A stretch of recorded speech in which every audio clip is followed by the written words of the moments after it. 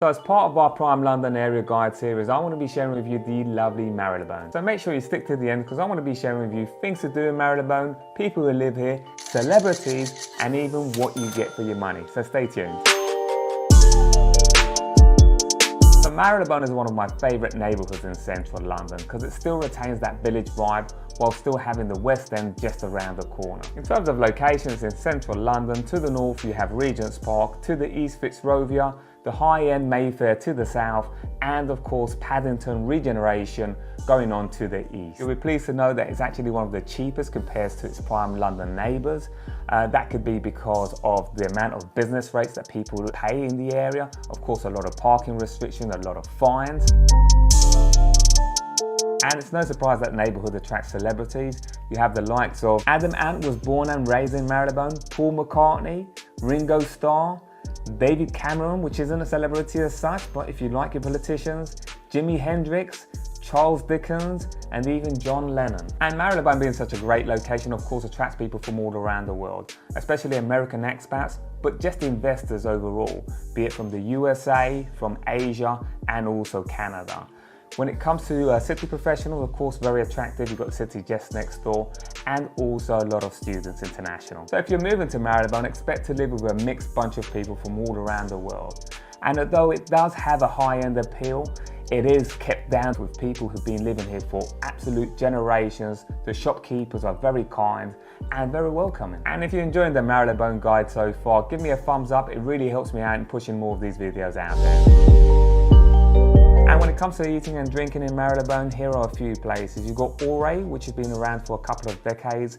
You've got 2850. You have the Italians for a nice Mediterranean meal.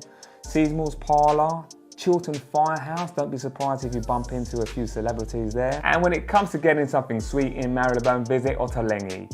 One of my favourite places. Make sure you check out the orange and almond gluten-free cake with a little bit of custard. You won't regret it. And the fact that Marylebone has so much to offer absolutely means you should hit that subscribe button so you don't miss any of our area guides.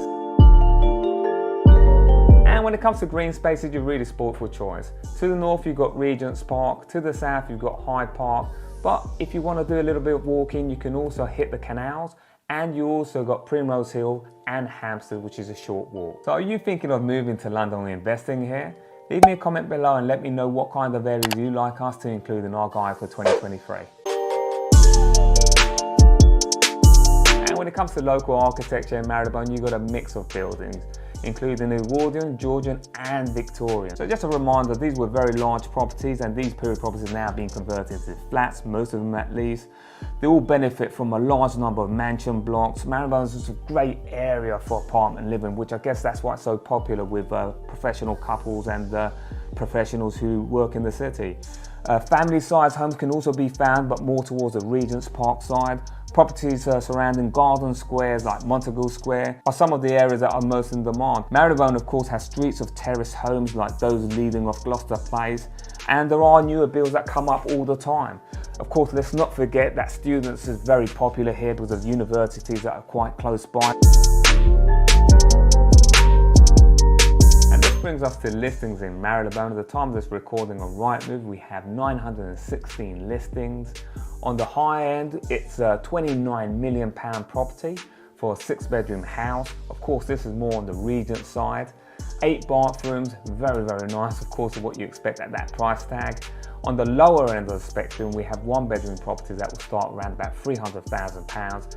This property being in Berkeley, and is located in a purpose-built building and benefits with portal, which many of these blocks do. And when it comes to rental properties in Marylebone, they'll start as high as around about £6,000 per calendar month.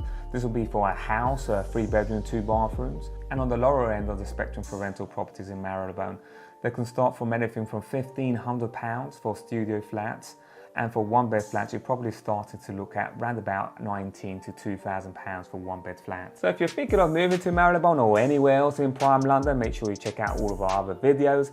And if you're looking for an estate agent, make sure you reach out to myself or my team.